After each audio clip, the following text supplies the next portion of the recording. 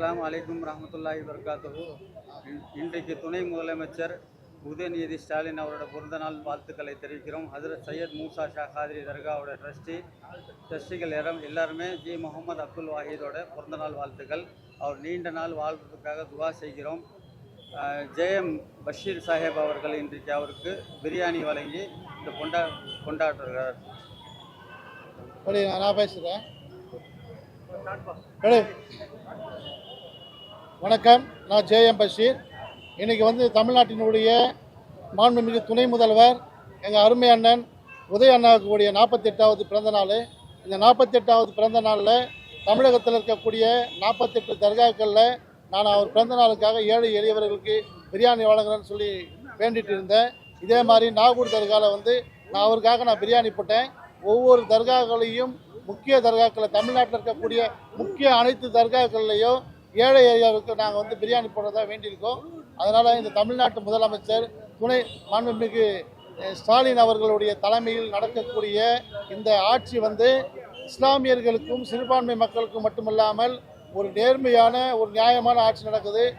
மத விரோத ஆட்சியை எதிர்த்து மத்தியில் இருக்கக்கூடிய பிஜேபி அரசாங்கத்தை எதிர்த்து நடக்கக்கூடிய இந்த ஆட்சியை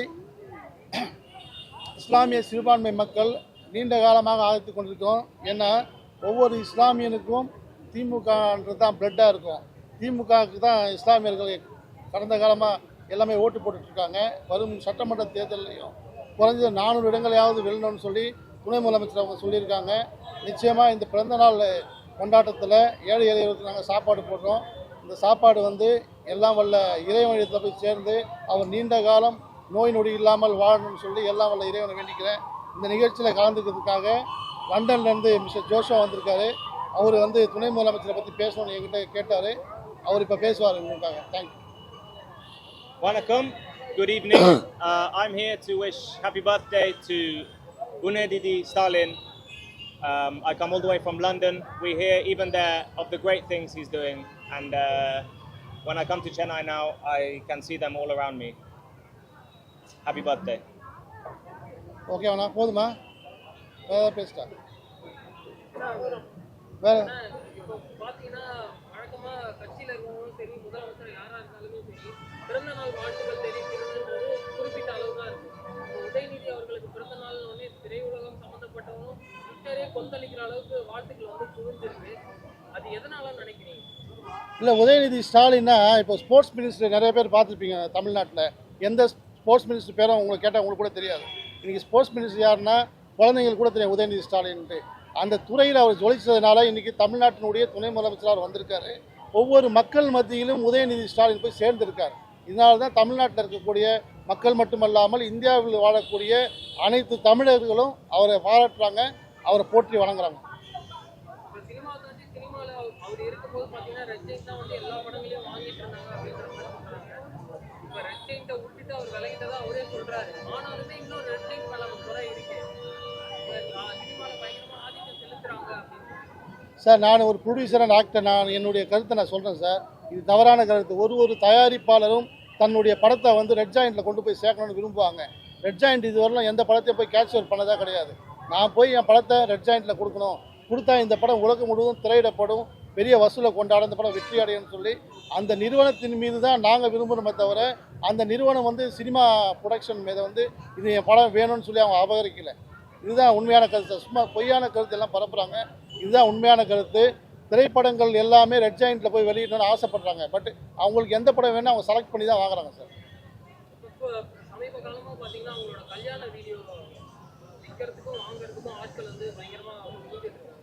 அந்த கல்யாண வீடியோவில் குறிப்பிட்ட செகண்ட் வீடியோ பண்ணுறதுக்கே 10 கோடி 11 கோடி பண்ணுறாங்க. இந்த விஷயத்தை நீங்கள் எப்படி அணுகுறீங்க சார்? அது அவங்க பர்சனல் விஷயம் சார். அதுக்கு எதுக்கு சம்மந்தம் இல்லை. இது உதய அண்ணாவுடைய பிறந்தநாள் நிகழ்ச்சி. ஏழை எளியவர்களுக்கு நாங்கள் சாப்பாடு கொடுக்கலான்னு வந்தோம். உதய அண்ணாவை பற்றி கேளுங்க, அவரை பற்றி நான் சொல்கிறேன். ஏன்னா இது அவருடைய தொகுதி. அவருடைய தொகுதியில் உலக புகழ்பெற்ற இந்த தர்காவில் நாங்கள் சாப்பாடு கொடுக்கறது வழக்கமாக கொண்டுட்டு இருக்கோம். தர்கா நிர்வாகமும் எங்களோட சேர்ந்து ஒத்துழைச்சிருக்காங்க. இந்த சமயத்தில் தர்கா நிர்வாகத்துக்கு என்னுடைய நன்றி தெரிவிச்சுக்கிறேன். இது ஏன் கேட்டேன்னா அந்த செஸ் காம்படிஷன் நடந்தப்ப அந்த கான்ட்ராக்ட்னா ஒரு விக்னேஷ் சிவன் கிட்ட தான் கொடுத்தாரு. எவ்வளோ பேர் இருந்தாலுமே அவர் விக்னேஷ் சிவனை கூப்பிட்டு கொடுத்ததா நிறைய பேர் சொல்கிறாங்க. அதனால இந்த கேள்வி நான் சார், அது டெண்டர் வச்சு அவங்க கொடுக்குறாங்க சார். நீங்கள் சொல்கிறது உண்மைதான். இன்றைக்கி எல்லா நிகழ்ச்சியும் அவர் தான் நடத்துகிறாரு. அந்த நடத்தக்கூடிய எல்லா வல்லமையும் அவங்கக்கிட்ட தான் மட்டும் இருக்குது. ஏன்னா அந்த நிறுவனம் மட்டும்தான் எல்லா அந்த இதெல்லாம் வச்சு மிஷினரிலாம் வச்சுருக்காங்க. மற்ற யாருக்கிட்டையும் இல்லாதனால அவங்க பண்ணுறாங்க சார். அவங்க ஒரு மோனோபோலியாக இருக்காங்க இந்த விஷயத்தில். அவ்வளோதான். சினிமா துறையில் இப்போ வந்து என்ன நடந்துட்டு இருக்குன்னா, ரிவ்யூ எடுக்கக்கூடாதுன்னு சொல்கிறாங்க. சின்ன படங்கள் வந்து அதனால தான் ஓடுது. ஸோ ஆனால் இப்போ ரிவ்யூவே எடுக்கக்கூடாதுன்னு சொல்கிறாங்க. அது நீங்கள் எப்படி பார்க்குறீங்க சார்? அது 2 வகையில், ஒன்று ப்ளஸ் ஆகுது, ஒன்று மைனஸ் ஆகுது சார். நான் உங்களுக்கு புரியுற மாதிரி சொல்லலாம். ஒரு ஹோட்டலில் போய் நீங்கள் சாப்பிட்டுட்டு ஹோட்டலில் வாசப்படியில் நின்று இங்கே சாப்பாடு நல்லா இல்லைன்னு சொன்னால் ஹோட்டல்காரன் சத்தம் போடுவாங்க சார்.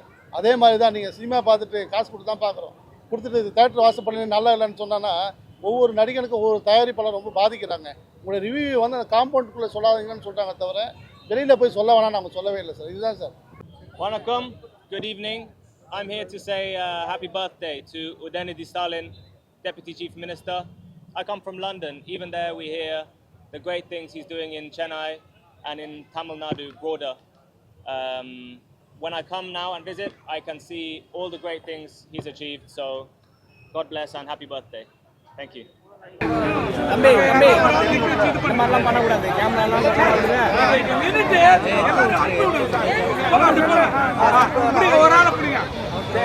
ரெடி ரெடி கொஞ்சம் தள்ளி நில்லுங்க.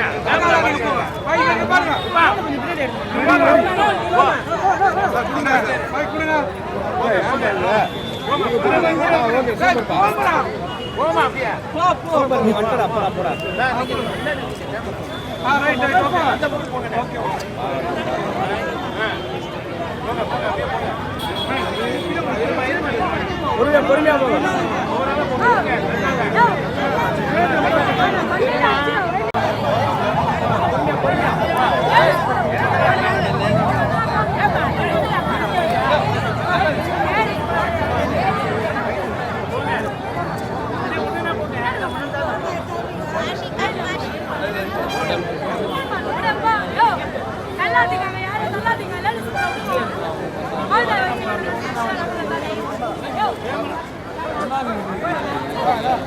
மெதுவா ஓகே அவ்வளோதான்.